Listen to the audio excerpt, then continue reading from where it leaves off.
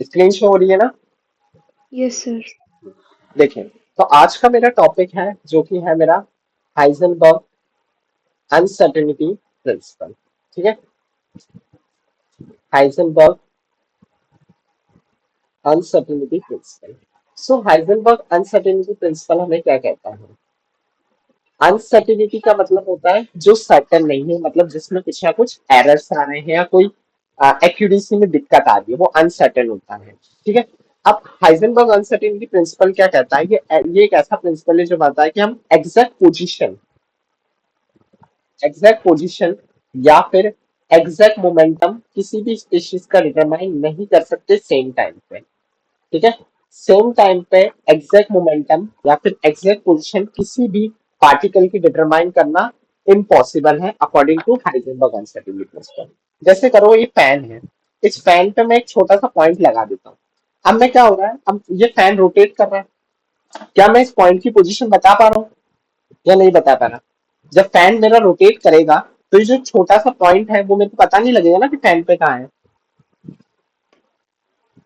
सही बोल रहा यस हूँ मैं? सर। कोई दिक्कत है? तो मैं क्या कर रहा हूँ, इसकी पोजीशन डिटरमाइन नहीं कर पाया हूँ पोजीशन, पर मैं इसका मोमेंटम बता सकता हूँ क्योंकि ये क्या है, फैन रोटेट कर रहा है तो ये पॉइंट वगैरह भी रोटेट करेंगे, तो इसका मैं मोमेंटम बता सकता हूँ क्योंकि इस पॉइंट का कुछ मास होगा और इस पॉइंट की कुछ वेलोसिटी होगी। अगर मैं फैन को रोक दूंगा और इस पॉइंट की एग्जैक्ट पोजीशन निकालने पे जाऊंगा तो मेरी मोमेंटम में क्या आएगी? अनसर्टेनिटी आएगी। मैं मोमेंटम नहीं डिफाइन कर पाऊंगा कि इसकी वेलोसिटी ही मैं डिटरमाइन नहीं कर पाऊंगा। ठीक है, यस समझ सर। रहा है? एक और एग्जाम्पल लेते हैं। जैसे आप कहें कि मेरे पास एक कार्ड है, मैं बहुत सारे कार्ड्स आपको दे दूं। एक कार्ड में मैंने लिखा है इंडिया और फिर एनिमल का नाम, सपोज फॉक्स है। मैं लिख रहा हूँ ऑस्ट्रेलिया और मैं लिख रहा हूँ कौन सा हॉर्स, कुछ भी लिख देता हूँ।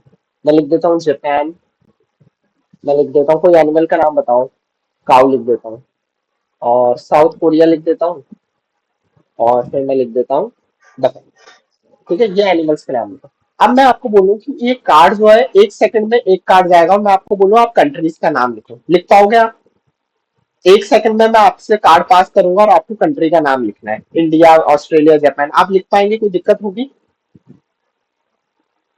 या नहीं होगी? नहीं होगी कोई दिक्कत। पर मैं आपको कहूं कि एक सेकंड में ही मैं आपको ये कार्ड दे रहा हूँ, आपको कंट्री का नाम भी लिखना है और उसके एनिमल का, तो ये करना बहुत मुश्किल है कि, तो अब कार्ड का एक सेकंड में इतने पास पास अपने से जाएंगे तो मैं एग्जैक्टली कभी कोई कंट्री, जैसे ऑस्ट्रेलिया के नीचे मैं काउ लिख दूंगा या जापान के नीचे मैं फैमिली लिख दूंगा तो मुझे दिक्कत आ जाएगी। तो ये क्या है, हाइजेनबर्ग अनसर्टेनिटी प्रिंसिपल से रिलेटेड है कि आप एग्जैक्टली अगर कोई एक चीज डिटरमाइन कर रहे हैं, जैसे मैं कंट्री का नाम लिख रहा हूँ तो मैं आसानी से लिखूंगा, एनिमल का नाम लिख रहा हूँ आसानी से, पर मैं दोनों लिखने की कोशिश करूंगा तो मेरी अनसर्टेनिटी या फिर एरर आएगी। यही कहा था मैंने हाइजेनबर्ग में कि it is impossible to determine the exact position and exact momentum of a small moving particles at the same time। कोई क्वेरी है? No sir. इसकी डेफिनेशन लिखते हैं। It is impossible,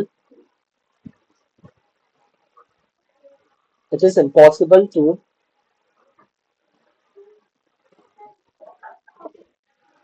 it is impossible to determine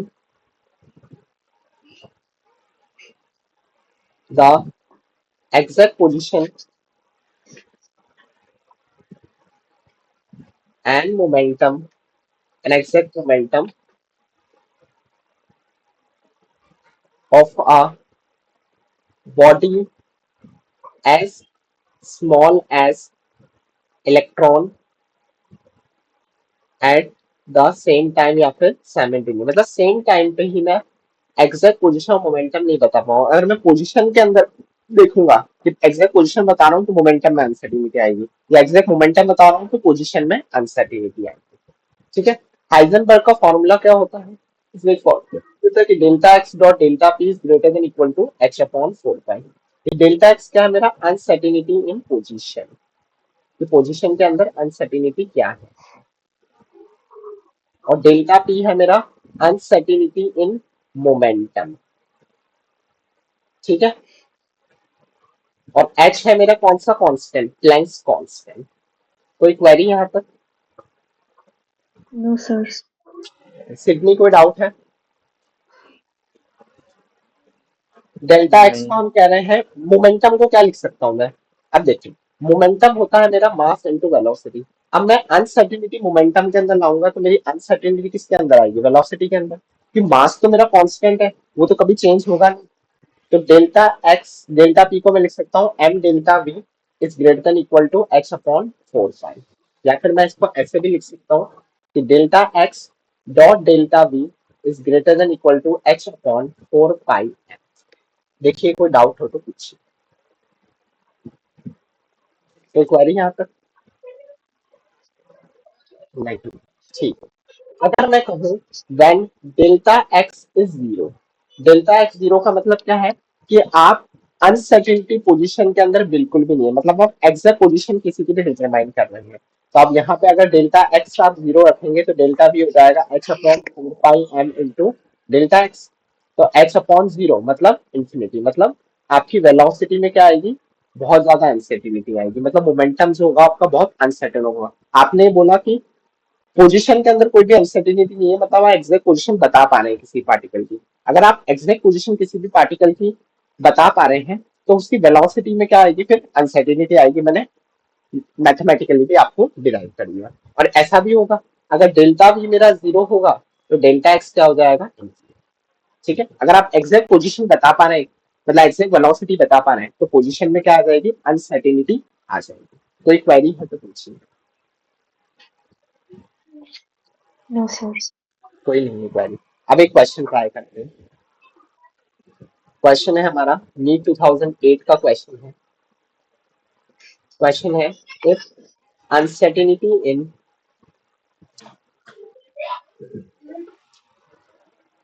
position and momentum, uncertainty in position and momentum are both equal, what will be the uncertainty in velocity? Options भी लिख देता हूं मैं। h upon pi, option 2 है under root of h upon 2 pi, option 3 है 1 upon m under root of h upon pi and option 4 है h upon पाई। Try कीजिए इसको।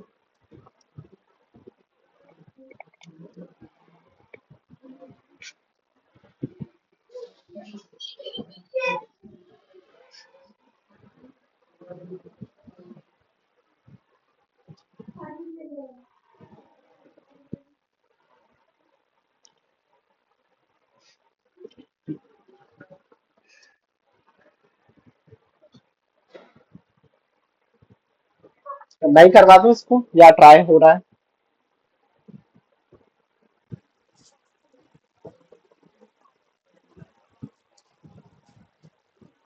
कर पा रहे हैं आप? Sir, option second. नहीं, ऑप्शन सेकंड में सिद्धि आप कर पा रहे हैं?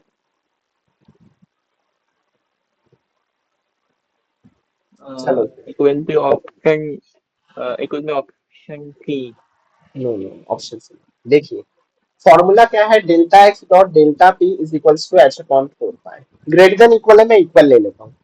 अब मुझे क्या दे रखा है कि डेल्टा एक्स और डेल्टा पी आपके बराबर है, ठीक है। तो मैं यहाँ पे क्या लिख सकता हूँ, delta P into delta P is equals to H upon 4 pi. मैं इसको लिख सकता हूँ डेल्टा पी का square is equals to H upon 4 pi, लिख सकता हूँ।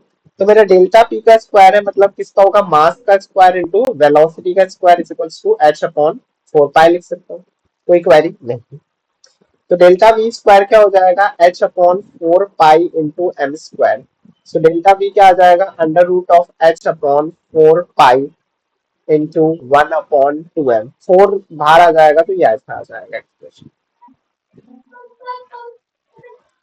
ठीक है। एच अपॉन पाई इंटू 1/2m ये आ जाएगा। तो delta P we will be 1/2m into under root of H upon pi. Option number A is the answer. कोई क्वेरी हो तो आप पूछ सकते हैं।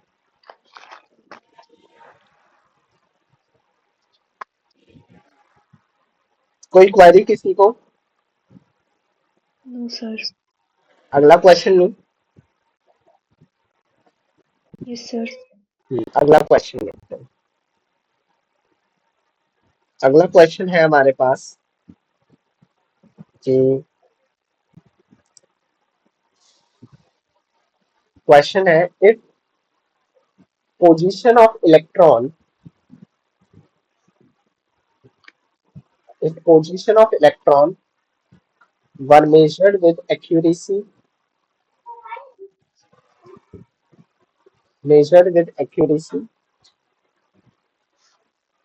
of plus 0.002 nanometer, then uncertainty in momentum is. Try कीजिए.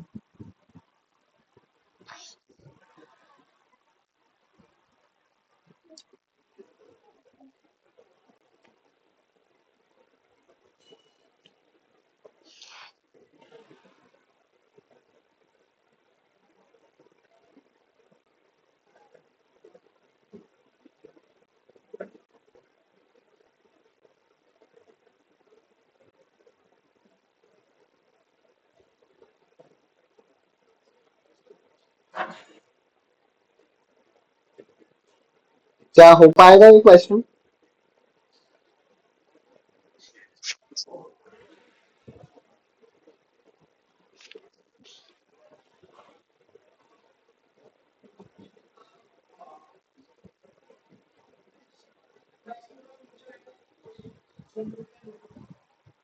क्वेश्चन में क्या गिवन है, क्या निकालना है, कैसे होगा?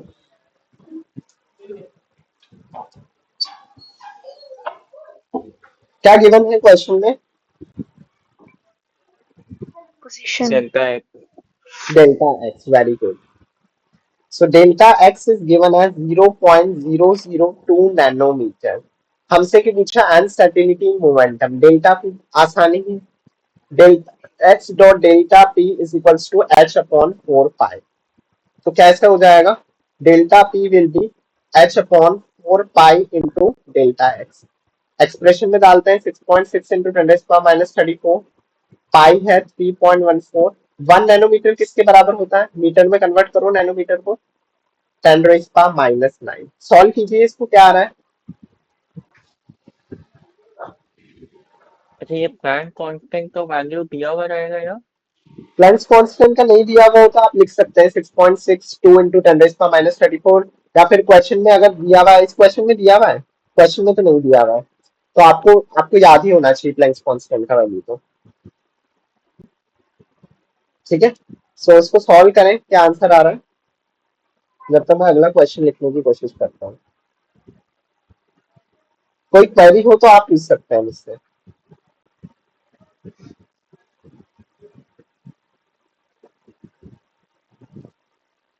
करिए, मैं जब तक अगला ट्राई लिखता हूँ. अगला मेरा असर्शन रीजन टाइप क्वेश्चन है. असर्शन मुझे दे रखा है it is impossible to determine the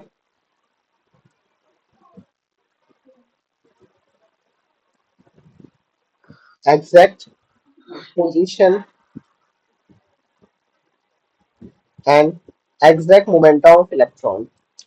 करिए आप. वाला एक में आ रहा है. बोल.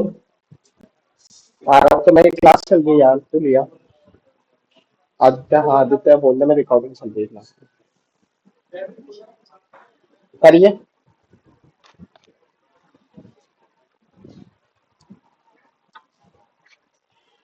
It is impossible to determine the exact position and exact momentum of an electron simultaneously. ऊपर वाली कैलकुलेशन हुई. रीजन है मेरा the path of an electron in an atom is clearly defined. पुराने वाले का आंसर आया क्या? Yes, sir. क्या आ रहा है? 1 into 10 raised to the power minus 22. थोड़ा सा नहीं है. एक बार थोड़ी रिकैलकुलेशन आप ट्राई कीजिए. 2.67 इंटू 10⁻⁻23 आएगा. हाँ yes sir I got it. Very good. Excellent. 23 आ रहा है ना? ठीक. नेक्स्ट क्वेश्चन ट्राई कीजिए assertion reason type. assertion reason का आपको फॉर्मेट पता ही है। ए ऑप्शन होता है assertion and reason are correct and reason is the correct explanation of assertion। Option 2 होता है कि assertion and reason are correct, reason is not the correct explanation of assertion। Option C होता है assertion is true but reason is false। Option D होता है assertion is false but reason is true। मैंने आपको recall भी करा दिया।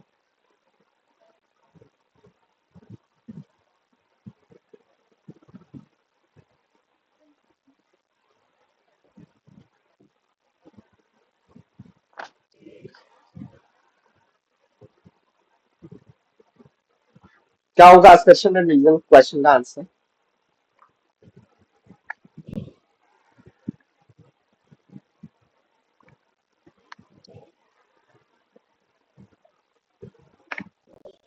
Sir, option C, assertion is true and reason is false. Option C. Yes, sir. Very good. Option C है कि assertion it is impossible to determine the exact position and exact momentum of an electron simultaneously। सही है according to Heisenberg uncertainty principle। Reason है the path of electron in an atom is clearly defined. गलत है। Electron का path है clearly define नहीं कर सकता एटम में। जैसे आप आगे पढ़ेंगे कि जो इलेक्ट्रॉन का पाथ है क्लियरली डिफाइन नहीं, कि इलेक्ट्रॉन जो होते हैं मेरे प्रोबेबिलिटी डिस्ट्रीब्यूशन हम पढ़ेंगे स्टूडिंगर इक्वेशन में, कि इलेक्ट्रॉन का जो पाथ है वो क्लियरली डिफाइंड नहीं, कि इलेक्ट्रॉन ऑर्बिटल्स वगैरह में रहते हैं। ये हम आगे पढ़ेंगे। तो इलेक्ट्रॉन का पाथ जो है एटम में क्लियरली डिफाइंड नहीं, कि किस पोजीशन पे मेरा इलेक्ट्रॉन है वो क्लियरली डिफाइंड नहीं, क्योंकि आगे हम पढ़ेंगे कि कुछ इलेक्ट्रॉन के क्लाउड्स वगैरह होता है, ये सब चीजें होती है। ठीक है। नेक्स्ट क्वेश्चन है। नेक्स्ट क्वेश्चन है the measurement of the measurement of the electron position is associated with an uncertainty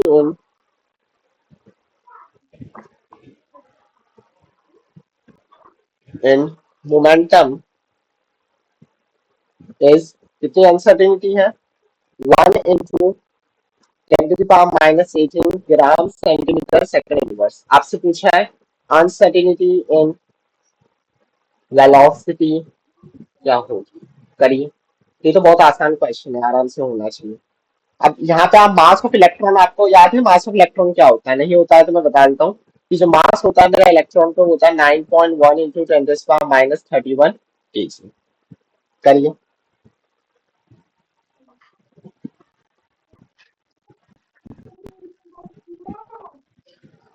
बिल्कुल डायरेक्ट क्वेश्चन है, कुछ भी ज्यादा दिमाग लगाना ही नहीं है आपको।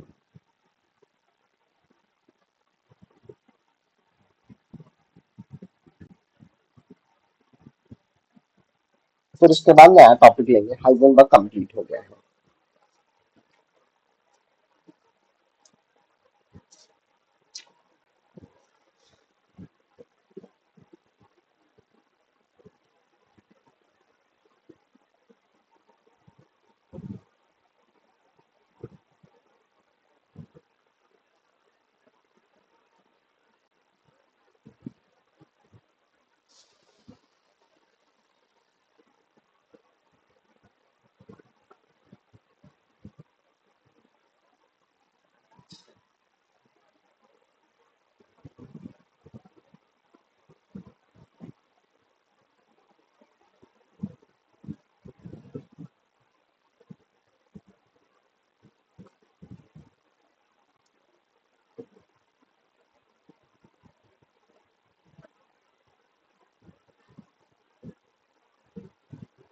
हुआ ये? देखिए मैं डिस्कस कर लेता हूँ। हमें पूछा uncertainty in momentum delta P is equals to M delta V. Uncertainty in velocity हो जाएगी delta P by delta by M. Delta M तो हो नहीं सकता। तो 1 इंटू 10⁻18 ग्राम में है, केजी को भी ग्राम में करेंगे तो 9.1 इंटू 10⁻28। तो इसको सॉल्व करेंगे तो आंसर मेरा आ रहा है 1.11 इंटू 10⁹ सेंटीमीटर सेकेंड इनवर्स। कोई क्वेरी यहाँ तक? No, sir.